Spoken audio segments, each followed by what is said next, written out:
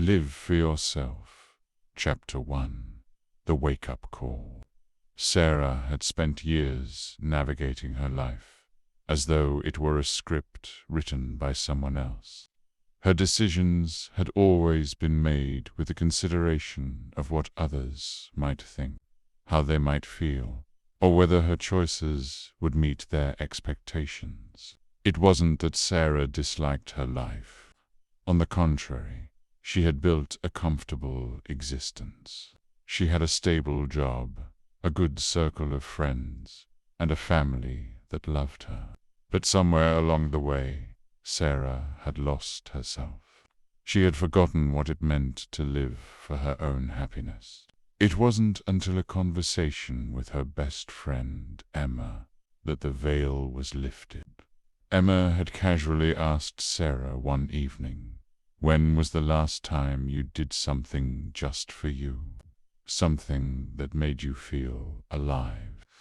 The question struck a chord with Sarah.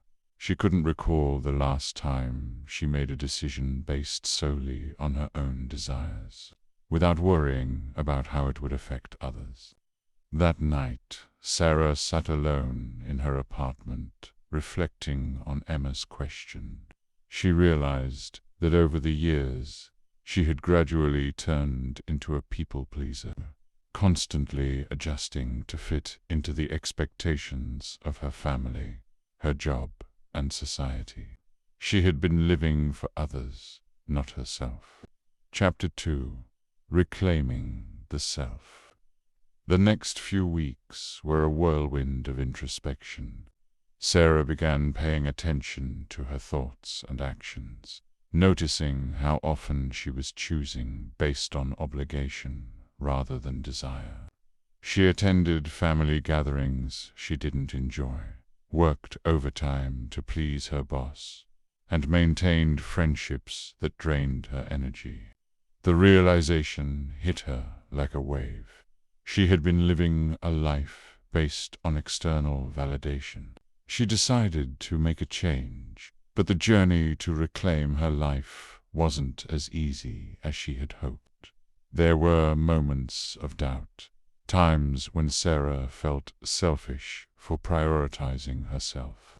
Yet, the more she read about self-love and personal growth, the more she realized that living for oneself didn't mean disregarding others. It simply meant learning to put her own needs on equal footing with the needs of others. Sarah began to ask herself difficult questions. What made her happy? What were her passions? What did she truly want out of life? She started by making small changes, taking weekends off to enjoy time alone, picking up hobbies she had abandoned years ago, and saying no when she felt overwhelmed. These small steps were her way of reclaiming her autonomy. Chapter 3. Breaking free from the fear of judgment. At first, Sarah's new approach to life felt foreign. She was so accustomed to seeking approval from those around her that the idea of choosing what she wanted without worrying about judgment was terrifying. Her first real test came when she decided to leave a job that no longer brought her fulfillment. She had stayed in the position for years out of fear of disappointing her parents, who had always been proud of her stable career. But Sarah realized that staying in a job she hated was a betrayal to herself. She had dreams and aspirations that had nothing to do with the corporate world. She had a passion for photography, something she had always loved but never pursued seriously. The decision to step away from her job was incredibly difficult. There were conversations with her family, explanations, and concerns about financial stability. Yet, with each step, Sarah felt lighter, freer, and more in control of her destiny.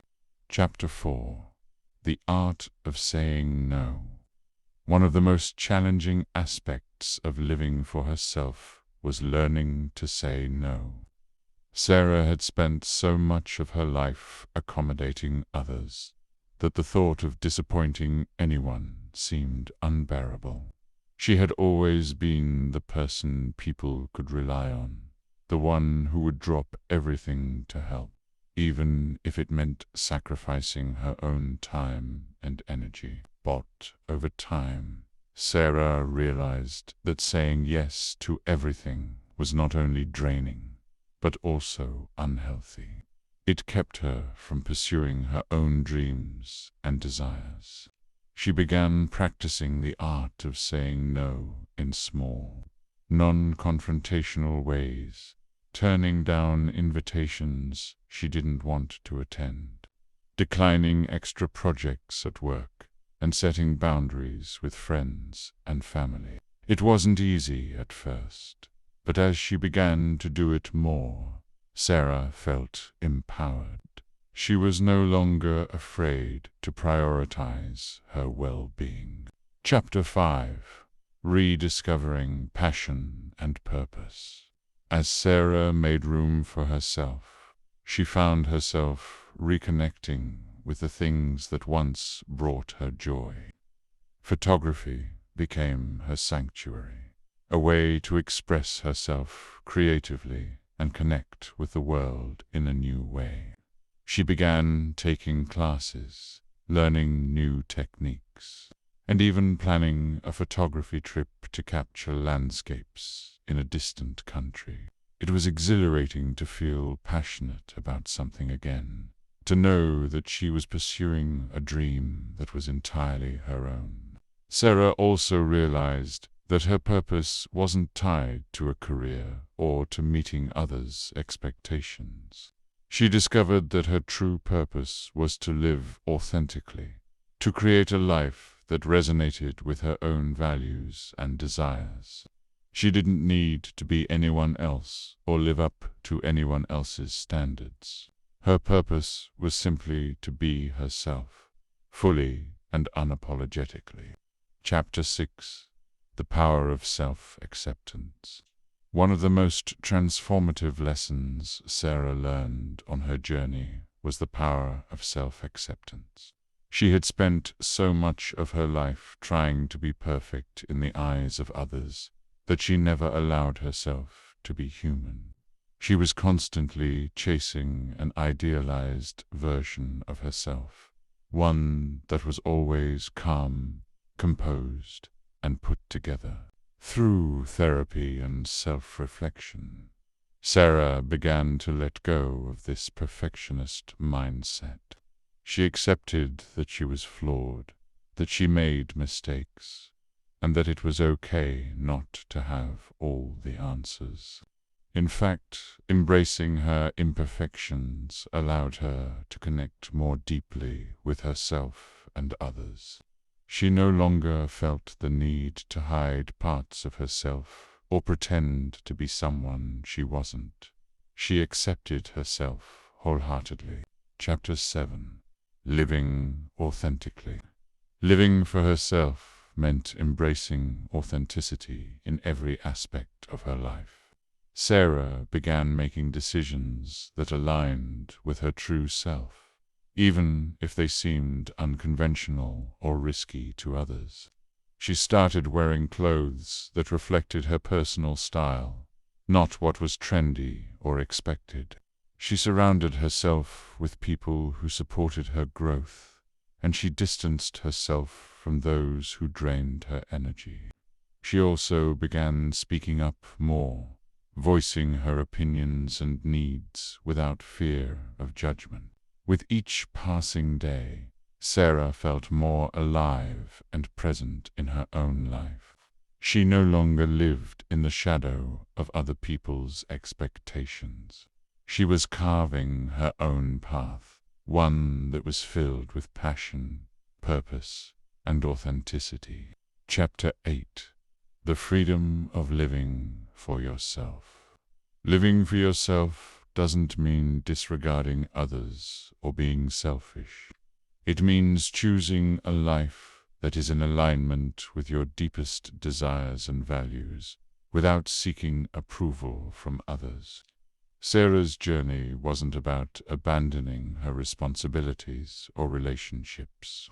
It was about finding balance and ensuring that her own happiness was just as important as the needs of those around her.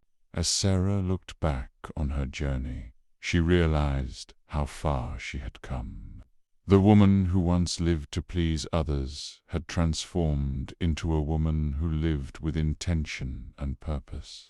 She no longer sought validation from external sources. She had found validation within herself, and that was the greatest gift she could give herself.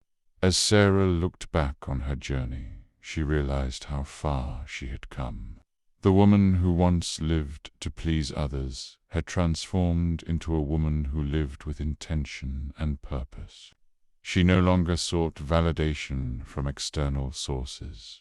She had found validation within herself, and that was the greatest gift she could give herself. Epilogue.